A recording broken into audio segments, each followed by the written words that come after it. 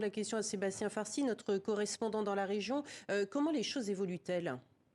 En fait, on semble être dans une sorte de lendemain de fête un petit peu bizarre. C'est-à-dire que d'un côté, en effet, il y a une certaine réjouissance, de l'autre, il y a une certaine crainte, une anarchie. Alors, une anarchie, on le disait, les gens peuvent rentrer dans les bureaux de la présidence, dans les bureaux du Premier ministre aussi. Il y a même, j'entendais il y a quelques minutes de la part de mes contacts, une invitation à venir eh bien, recevoir des repas fastueux dans cette résidence, voire une projection de film prévue pour ce soir. Donc, sorte d'anarchie bon enfant, mais de l'autre, eh bien, les manifestants craignent un petit peu les jours qui viennent, hein, la répression possible de la police. Qu'est-ce qui va arriver vraiment si le président s'accroche un peu au pouvoir, ou un sentiment de vengeance? Personne n'a confiance dans les mots du président, hein, en tout cas c'est ce qu'ils disent. Est-ce qu'il va vraiment partir mercredi?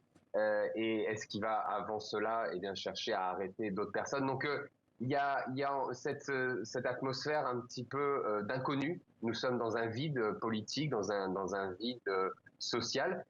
Mais bon, les jours qui viennent vont être vraiment très instructifs et peuvent encore réserver des surprises.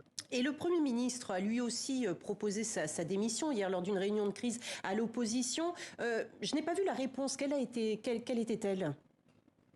La réponse n'a pas encore été donnée. Il est sûr que le Premier ministre, lui, est arrivé qu'il y a un mois, quand le frère du président, Mahinda Rajapakse, a démissionné le 9 mai. Donc le Premier ministre, il est tout nouveau. Il était là pour essayer de rassembler l'opposition et le camp du président. C'était un petit peu un pion neutre dans cette équation. La démission n'a pas encore été acceptée. Il faut savoir il n'y a pas encore d'union nationale. Tout le monde parle d'union nationale, mais l'opposition refuse de travailler avec le président Rajapakse. Donc tant qu'il est là, il n'y aura pas forcément de gouvernement d'union nationale. Et il faudra attendre mercredi peut-être pour savoir ce qu'il arrivera vraiment de ce gouvernement.